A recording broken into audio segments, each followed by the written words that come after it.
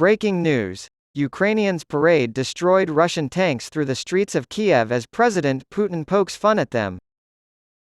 Ukraine set up displays of wrecked and torched Russian tanks and military vehicles in the heart of Kiev.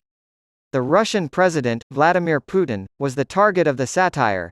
This week also marked the anniversary of the celebration of Independence Day during World War II.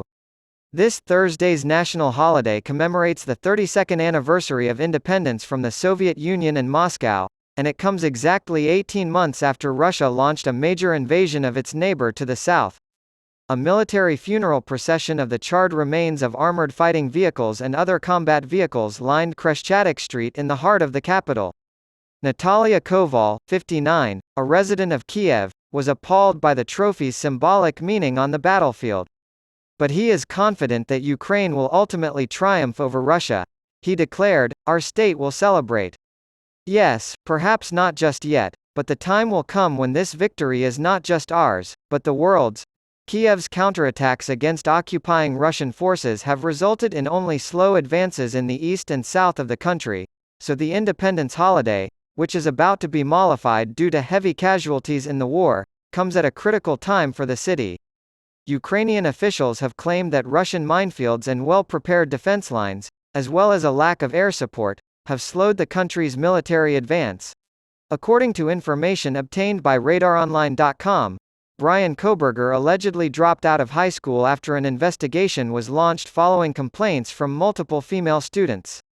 A former employee of the Pleasant Valley School District in eastern Pennsylvania has spoken out about the alleged past of suspect Christian Koberger, who is wanted for the murder of 4 students at the University of Idaho. The educator informed me of a situation where a complaint had been lodged, and she stated, an investigation needed to be conducted. Former school administrator Tanya Carmela Beers made these statements in the Idaho Massacre podcast. A number of students, including Brian, were interviewed, and ultimately, decisions must be made regardless of the student's preferences.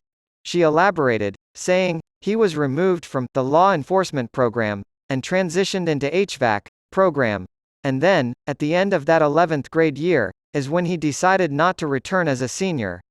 What had him removed from the program makes sense now that I think about it, Carmela Beers said, though she did not elaborate on the allegations against Koberger.